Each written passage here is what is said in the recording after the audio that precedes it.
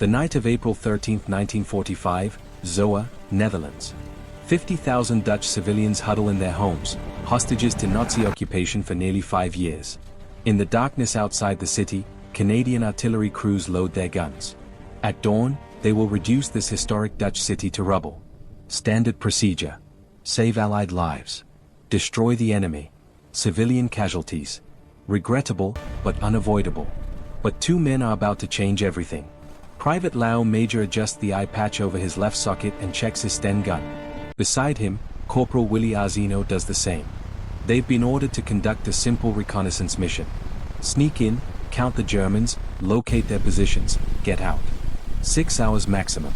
Then the artillery barrage begins. Major is 23 years old. Before the war, he worked as a pipe fitter in Montreal. No formal military training beyond basic. No officer credentials. Just a working-class kid from Quebec who joined up in 1940 to prove something to his father. Now he's missing an eye. Lost it to a phosphorus grenade during an SS patrol encounter days after D-Day. Doctors wanted to send him home. He refused. "I only need one eye to sight my rifle," he told them. What the Allied commanders don't know is that Major and Arzino have made a different plan. A completely unauthorized plan. They're not just going to scout Zola. They're going to liberate it. Just the two of them. Tonight, their reasoning simple. Major has seen what Allied artillery does to cities. He's walked through the smoking ruins of French villages where nothing remained but shattered stone and bodies. He's not going to let that happen to Zvola. Not if he can help it. At 2,300 hours, the two Canadians cross into no man's land. They move silently through the Dutch countryside, guided by a local farmer named Hendrik van Gurne, who gives them rough locations of German machine gun nests near the railway tracks. What Major doesn't know is that in less than 2 hours, his friend will be dead. He doesn't know that he'll spend the rest of the night alone, one-eyed and outnumbered, fighting a guerrilla war against an occupying force. And he definitely doesn't know that by sunrise he'll have accomplished what military strategists would later call impossible. The single-handed liberation of an entire city. This is the story of how a pipe fitter became a legend. To understand what happened that night in Zvola, you need to understand what came before. By April 1945, the liberation of the Netherlands had become a grinding, brutal campaign. The German Wehrmacht, though retreating, fought for every meter of Dutch soil. Cities became fortresses.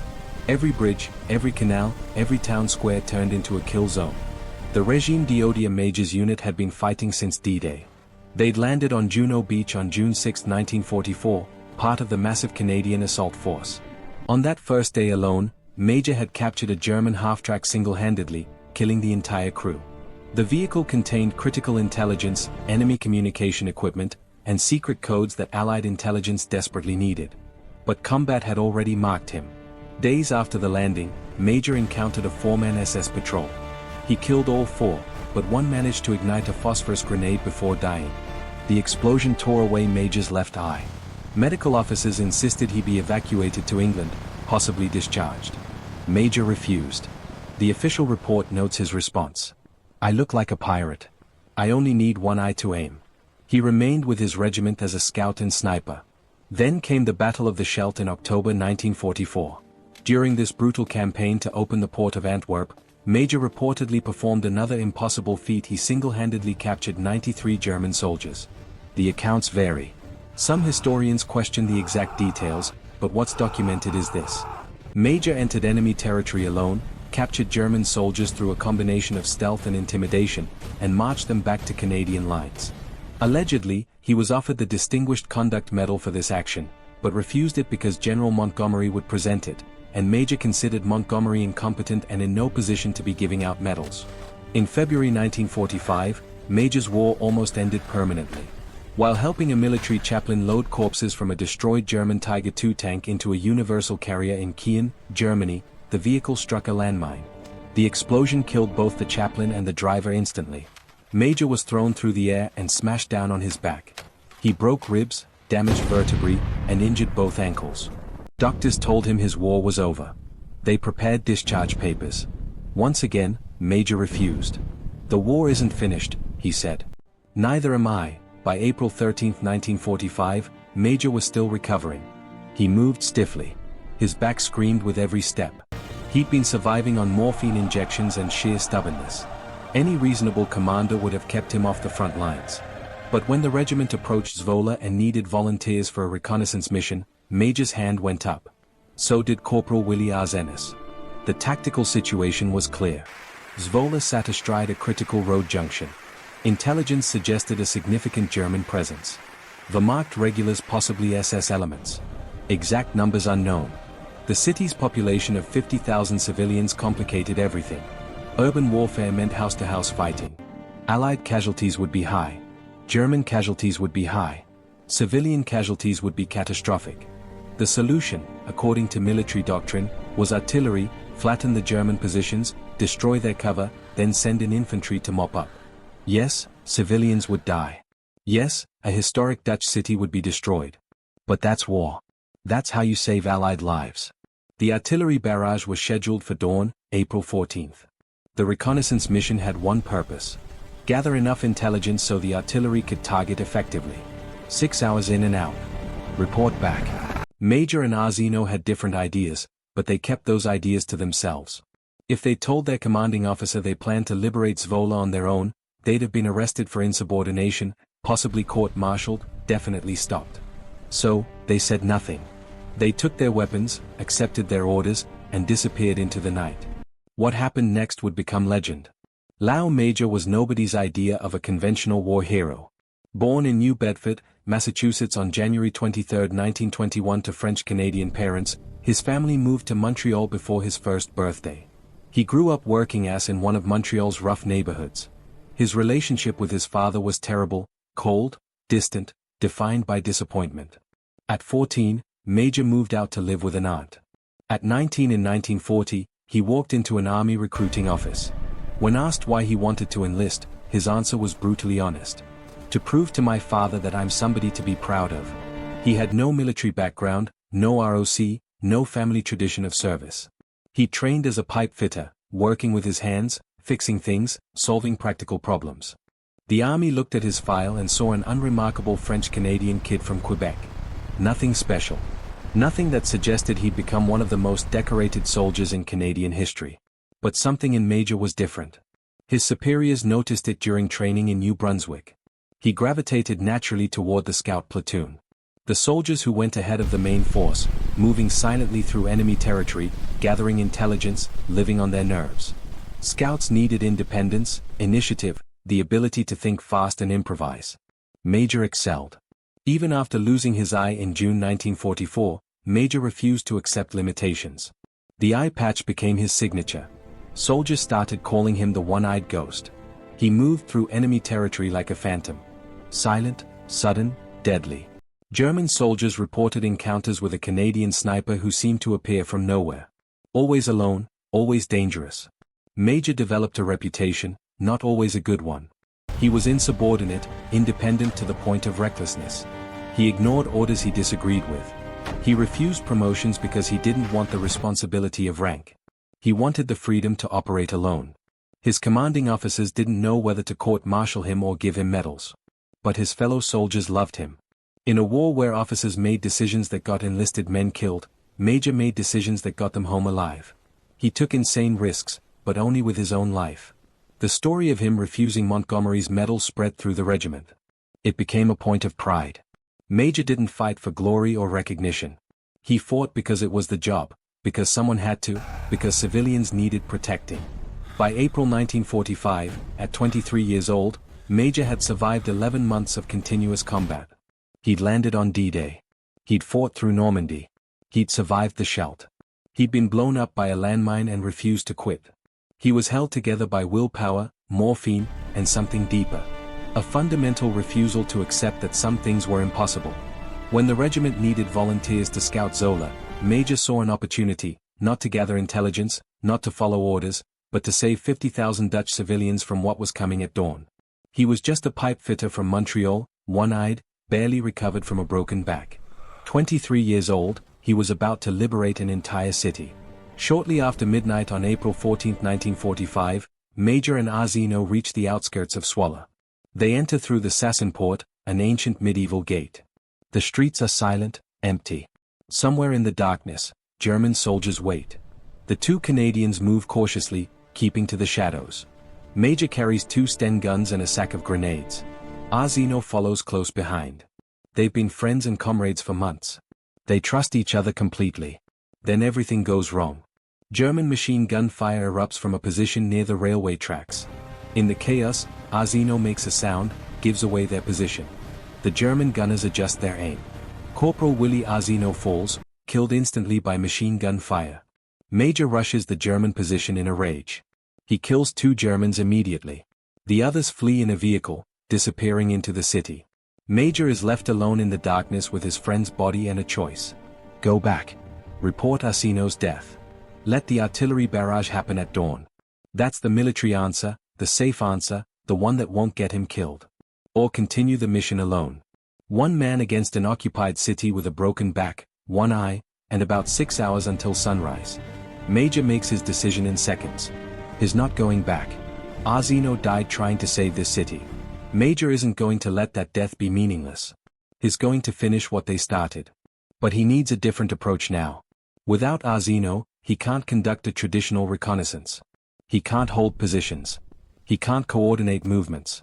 His 1 man, 1 Sten gun, 1 sack of grenades. So Major decides to become a ghost, an army of 1. He'll make the Germans think the Canadian assault has already begun. He'll create chaos, make them panic, make them run. He enters Zwolle through streets still slick with rain. His footsteps echo. He moves from shadow to shadow, working his way toward the city center. The adrenaline has killed the pain in his back for now. His remaining eye adjusts to the darkness. Major spots his first target, a German machine gun nest. Crew sleeping beside their weapon. He eliminates them silently. Keeps moving. Then he finds something useful. A German military vehicle parked outside what looks like an officer's quarters. A driver stands nearby, half asleep. Major takes him prisoner, puts a gun to his head, forces him into the vehicle. They drive through Zwa's empty streets. Major sitting in the back, the captive German driving with a white flag mounted on the hood. As they move through the city, Major begins his campaign. He throws grenades into German positions, fires his Sten gun at soldiers he sees on the streets, creates the sounds of battle, explosions, gunfire, chaos, while staying mobile, never stopping long enough for the Germans to coordinate a response. The Germans, hearing explosions throughout the city, hearing sustained gunfire, seeing a military vehicle with a white flag, assume the worst. The Canadian army has arrived. The assault has begun. Zwolle is being overrun. Major alone and 1-eyed in the darkness is an army of 1. By 0 hours, Major has been fighting alone in Zwolle for an hour. German positions throughout the city are reporting contact with Canadian forces. Wehrmacht officers are trying to coordinate a defense, but the reports don't make sense. Explosions here, gunfire there, a vehicle moving with a white flag, small arms fire near the railway station, grenades at the city center. The Germans think they are facing a coordinated assault. In reality, they are facing 1 French-Canadian pipe fitter with extraordinary determination. Major works his way to what has been told is the Gestapo headquarters on the Pottersingle. He arrives to find it already burning. Whether the Germans set it on fire themselves to destroy documents or whether Major attacked it, accounts differ. What's documented is that the building burns throughout the night, adding to the chaos. Around 0:30 hours, Major makes contact with the Dutch resistance. By luck or fate, he encounters Fritz Kuipers, head of the local underground. Kuipers and 3 of his men have been monitoring the situation, confused by the sounds of battle. Kuipers later reported, "We heard explosions, gunfire. We thought the Canadians had arrived. Then we see this 1-eyed soldier alone covered in mud and blood asking where the Germans are. We couldn't believe it. 1 man doing all this. We thought he was crazy. But Major isn't crazy. He's methodical." He asks Kuipers about German positions. Kuipers provides intelligence. Most of the garrison is concentrated near the eastern edge of the city. They are preparing to retreat. The Wehrmacht knows the Allied advance is coming. They're just trying to delay it. Major realizes something crucial. The Germans are already on edge. Already preparing to withdraw. They're not fighting to hold Zwolle. They're fighting to cover their retreat, which means if he can increase the pressure, create enough chaos and fear, they might abandon the city entirely. For the next several hours, Major becomes a nightmare. He appears at German positions, fires, throws grenades, then vanishes. By now, he's beyond exhausted. The morphine has worn off. His back screams. His remaining eye burns. He's been awake for more than 24 hours, the last 4 spent in combat. But he keeps moving. Kuipers and his resistance fighters help, spreading word to Dutch civilians to stay inside, to hide. They begin positioning themselves at strategic points throughout the city. Not to fight their poorly armed, but to observe, to report, to help Major understand where the Germans are concentrating. Around 00 through the 30 hours, German officers make their decision. Zoa is lost. The Canadian assault, which they believe is happening, is too strong. They begin ordering their troops to withdraw eastward toward German lines. German soldiers flee the city. Some on foot, some in vehicles. They leave weapons, abandon positions. The retreat becomes a rout. By 400 hours, the last German soldiers have left Zola. The city occupied for 5 years, is suddenly free because of one man, one impossible, stubborn, one-eyed Canadian who refused to accept that saving this city was impossible. Major, exhausted beyond description, meets with Kuipers and the resistance at the town hall. Dutch civilians begin emerging from their homes. They can't believe what they're hearing. Liberated by one soldier. It sounds like a fairy tale. But Major has one more mission. He makes his way back to where Arzino fell. Working with resistance fighters who provide a vehicle, Major loads his friend's body. He has to return to Canadian lines. Has to report. Has to tell his commanding officer that the artillery barrage isn't necessary. At 0600 hours, as Major approaches Canadian positions in a vehicle flying a white flag, nervous sentries nearly open fire. Major, furious at the near disaster, climbs onto the roof of the vehicle, making himself visible despite the danger. He reaches his commanding officer as dawn breaks. The artillery crews are ready. Guns loaded, coordinates set, minutes from firing. Major delivers his report. The Germans are gone. The city is liberated. Cancel the barrage. His commander stares at him. That's impossible. You and Arzino couldn't have. Arzino is dead. Major interrupts. I liberated it alone. The Dutch resistance is in control. 50,000 civilians are safe. Send the regiment in. No artillery necessary. The room erupts. Officers argue. Some accuse Major of lying. Some of desertion. Some of insanity. One demands he be court-martialed immediately for abandoning his reconnaissance mission and conducting an unauthorized combat operation. But the regimental commander makes a decision. He orders a patrol to verify Major's report. If he's right, they'll proceed. If he's wrong, if Germans are still in Zvola, Major will face military justice. Make sure you hit that subscribe button and turn on notifications. At the midpoint of this story, we're going deeper into the enemy's perspective and the aftermath that military historians still debate today. The patrol enters. They find exactly what Major described. A liberated city. German equipment abandoned. Dutch civilians celebrating. Resistance fighters in control. Not a shot fired. On the morning of April 14, 1945, the regime d'Odia marches into Zoa. They expect combat. Instead, they find crowds of Dutch civilians lining the streets, crying, cheering, throwing flowers. 50,000 people saved from artillery bombardment. A historic city saved from destruction because a pipe fitter from Montreal refused to accept the impossible. The validation of Major's impossible night came within hours. As Canadian patrols entered Zoa systematically throughout April 14, they documented what had happened. Intelligence officers interviewed Dutch resistance members. They examined abandoned German positions. They pieced together the timeline. The evidence was undeniable. Sometime between midnight and 0400 hours on April 14, 1945, a single Canadian soldier had conducted a guerrilla warfare campaign so effective that an entire German garrison estimated at between 200 and 400 soldiers had evacuated a strategic city.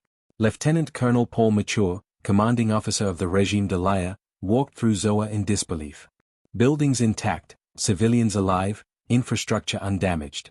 Everything the artillery barrage would have destroyed had been preserved by one private who disobeyed the spirit of his orders and improvised an operation that violated every principle of military doctrine. Mathieu faced a dilemma.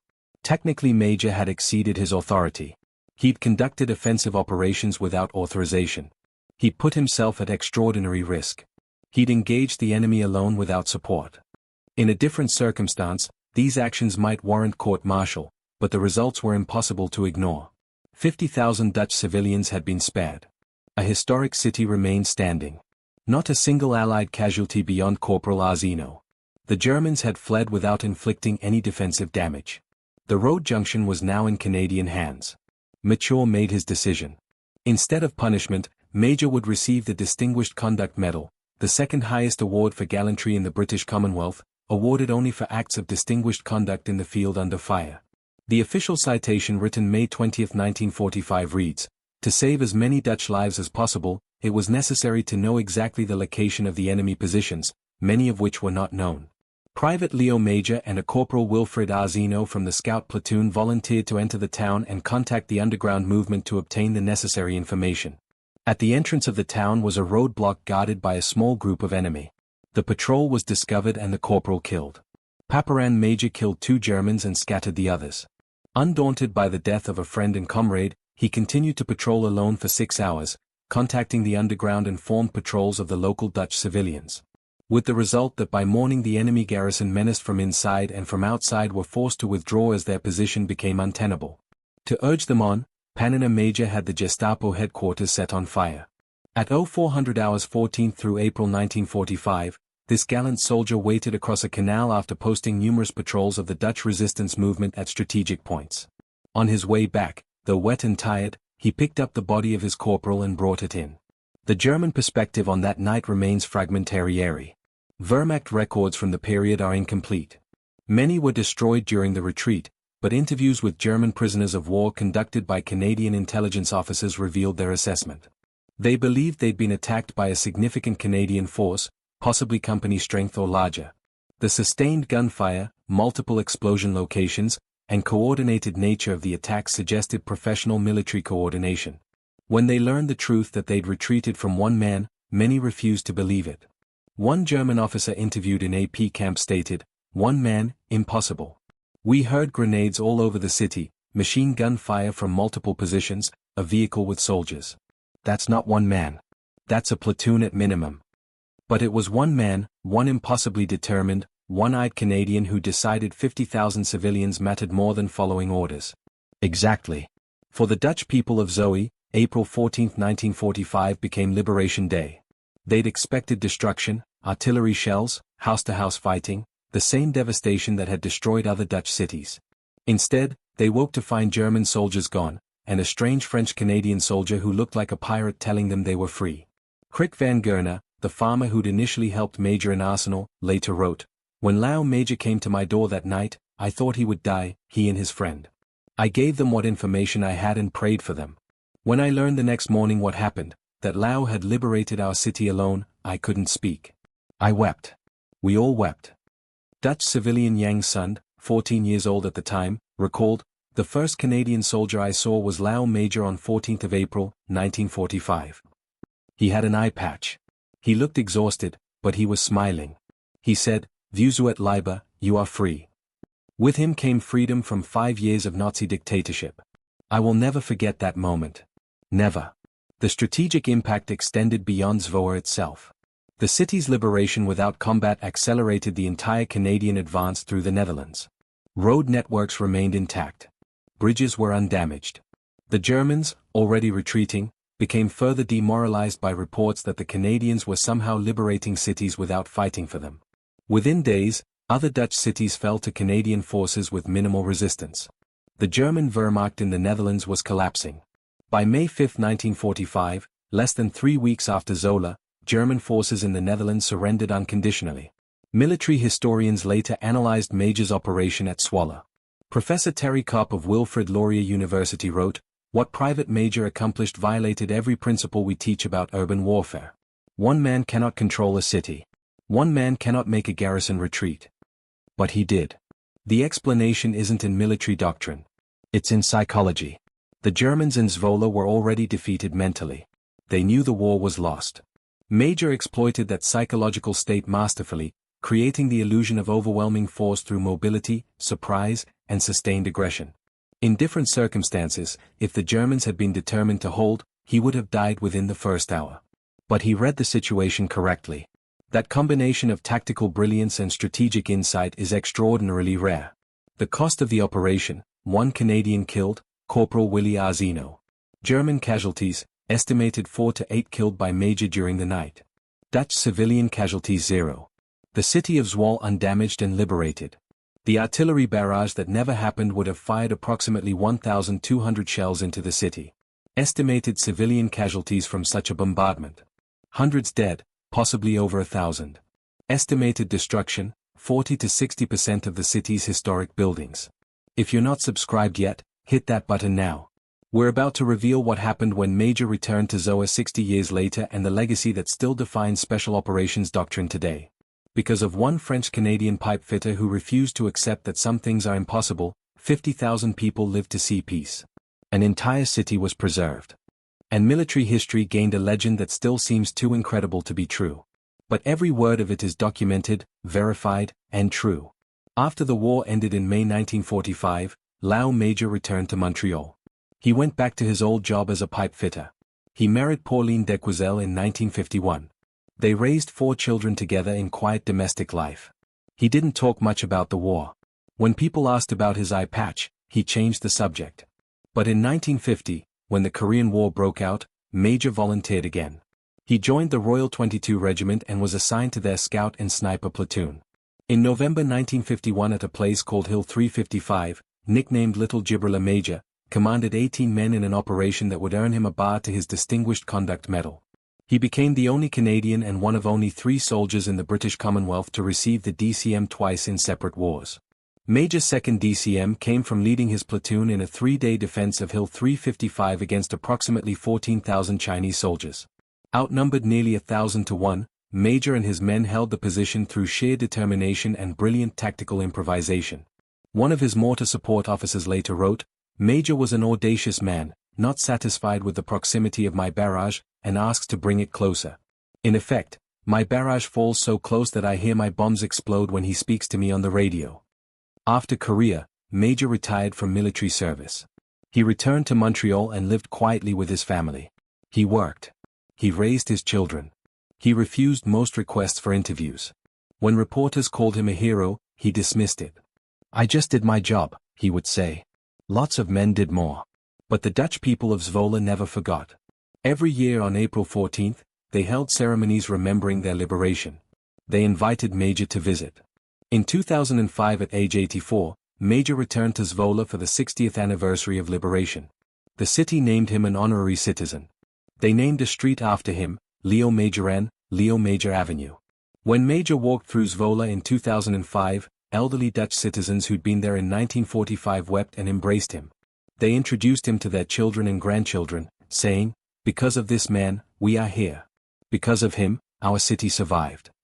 Major, uncomfortable with the attention, repeated what he'd always said. "I was just a soldier doing my job." The real hero was Willie Arzino. He died so these people could live. Remember him. Lao Major died on October 12, 2008 at age 87. He was buried at the last Post-Fund National Field of Honor in Pointe-Claire, Quebec. He was survived by his wife of 57 years, 4 children, and 5 grandchildren. In 2020, Canada Post issued a commemorative stamp honoring Major's service. The stamp shows him in his eye patch with the caption, "The One-Eyed Ghost." It was issued to mark the 75th anniversary of V-Day.